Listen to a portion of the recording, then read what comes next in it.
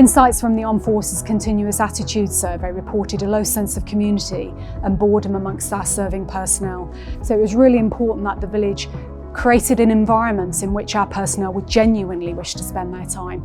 We were really keen to entice our trainees outside of the accommodation and bring them into an area where they could socialise as a collective.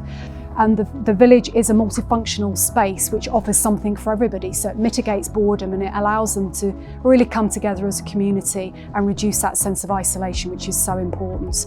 As we recover post-COVID, the village is a real key part of rebuilding our calendar of social events, and moving into the future, I'm confident that it will continue to support the needs of the community.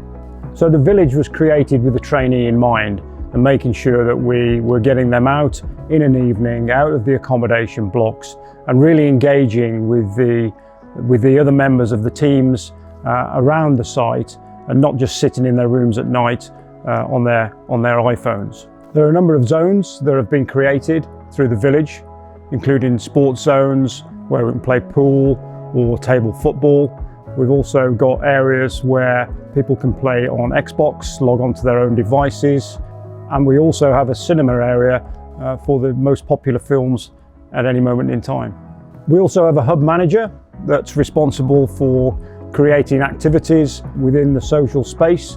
That could be a quiz night, it could be a games night, but the hub manager is pretty instrumental in bringing people together and creating activities for our customers here on site.